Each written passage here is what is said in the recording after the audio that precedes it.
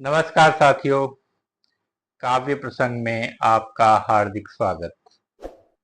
मैं परमेंद्र सिंह आज आपके लिए लेकर आया हूँ वरिष्ठ कवि नरेश सक्सेना की कुछ कविताएं।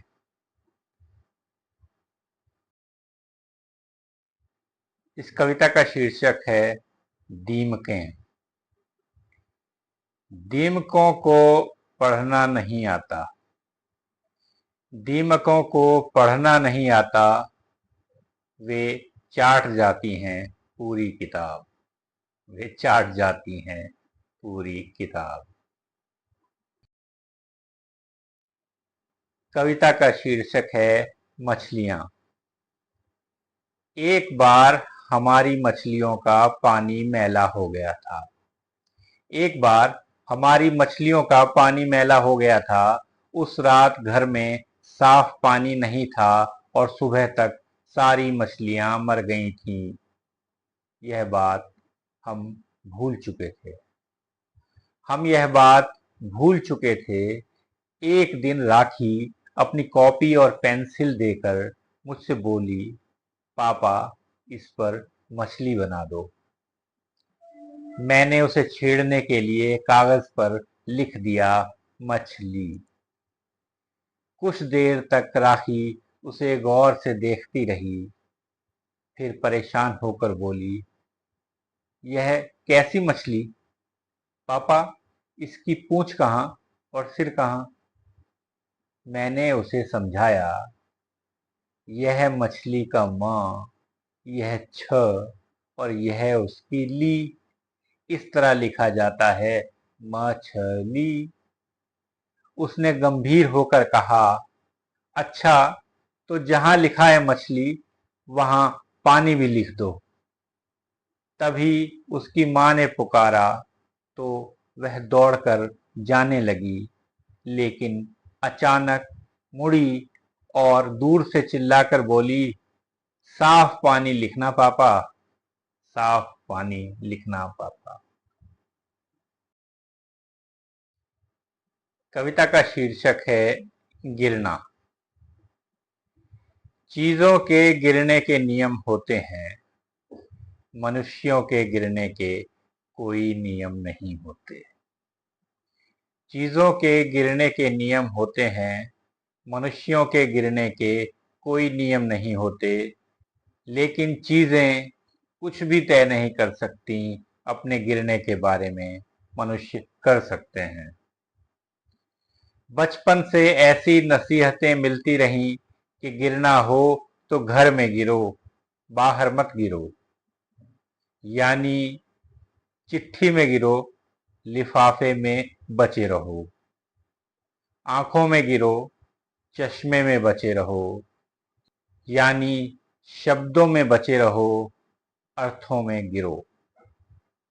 यही सोचकर गिरा भीतर कि औसत कद का मैं 5.5 फीट से ज्यादा क्या गिरूंगा। लेकिन कितनी ऊंचाई थी वह कि गिरना मेरा खत्म ही नहीं हो रहा। चीजों के गिरने की असलियत का पर्दाफाश हुआ 16वीं और 17वीं शताब्दी के मध्य, जहां पीसा की टेढ़ी मीनार की आखिरी सीढ़ी चढ़ता है गैलीलियो और चिल्लाकर कहता है, इटली के लोगों, अरस्तु का कथन है कि भारी चीजें तेजी से गिरती हैं और हल्की चीजें धीरे धीरे। लेकिन अभी आप अरस्तु के इस सिद्धांत को गिरता हुआ देखोगे। गिरते हुए देखेंगे लोहे के भारी गोलों और चिड़ियों के हल्के पंखों और कागजों और कपड़े की कतरनों को एक साथ, एक गति से, एक दिशा में गिरते हुए देखेंगे। लेकिन सावधान, हम इन्हें हवा के हस्तक्षेप से मुक्त करना होगा। लेकिन सावधान, हमें इन्हें हवा के हस्तक्षेप से मुक्त करना होगा। और फिर ऐसा उसने कर दिखाया।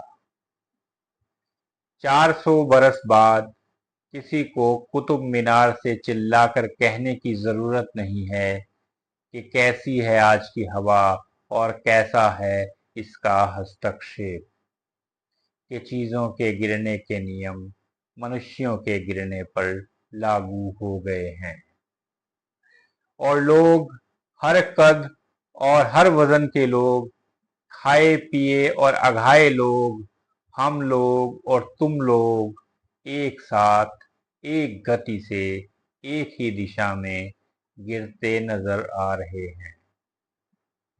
इसलिए कहता हूं कि गौर से देखो अपने चारों तरफ चीजों का गिरना और गिरो।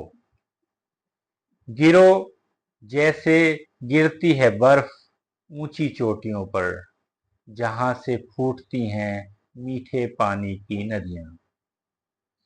गिरो प्यासे हलक में एक घूंट जल की तरह, रीते पात्र में पानी की तरह गिरो, उसे भरे जाने के संगीत से भरते हुए। गिरो आंसू की एक बूंद की तरह किसी के दुख में, गेंद की तरह गिरो खेलते बच्चों के बीच। गिरो पतझड़ की पहली पत्ती की तरह, एक कोपल के लिए जगह खाली करते हुए। गाते हुए ऋतुओं का गीत कि जहां पत्तियां नहीं झरती वहां वसंत नहीं आता।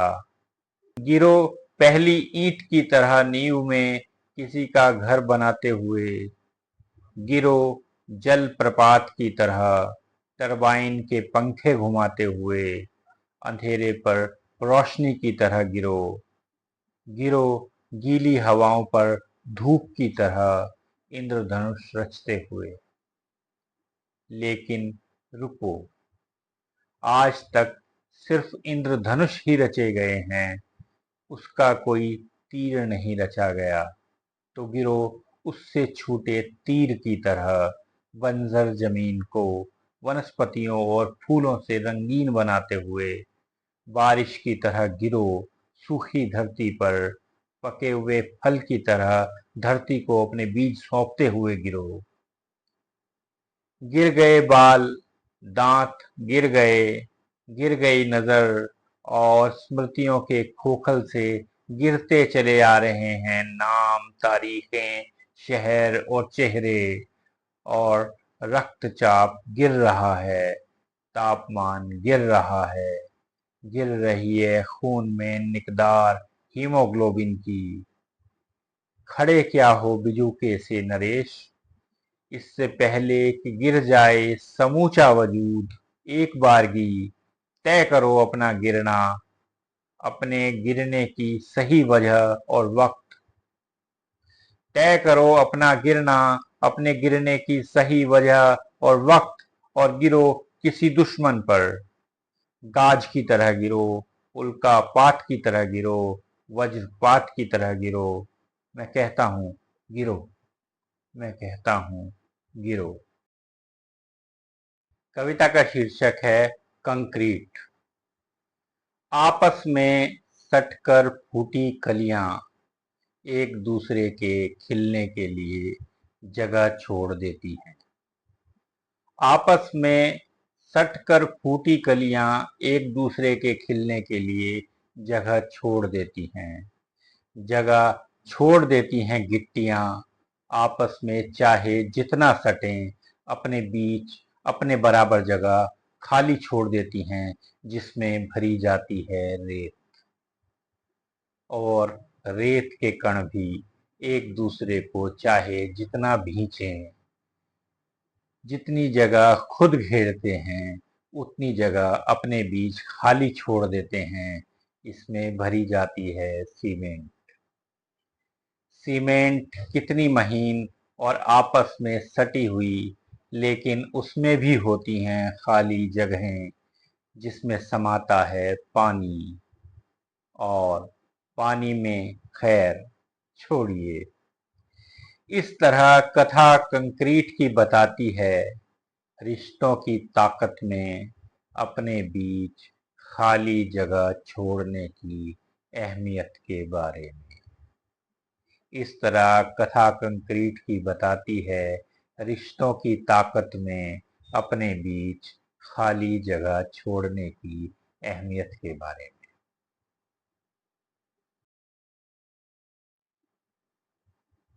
कविता का शीर्षक है दरार। खत्म हुआ ईंटों के जोड़ों का तनाव, प्लास्टर पर उभर आई हल्की सी मुस्कान। दौड़ी दौड़ी चींटियां ले आई अपना अन्न जल। खत्म हुआ ईंटों के जोड़ों का तनाव, प्लास्टर पर उभर आई हल्की सी मुस्कान। दौड़ी दौड़ी चींटियां ले आई अपना अन्न जल। फूटने लगे अंकुर, जहां था तनाव वहां होने लगा उत्सव। हंसी हंसी हंसते हंसते दोहरी हुई जाती है दीवार। हंसते हंसते दोहरी हुई जाती है दीवार। नरेश सक्सेना। शुक्रिया दोस्तों, फिर मिलते हैं किसी और कवि की कुछ और कविताओं के साथ। धन्यवाद।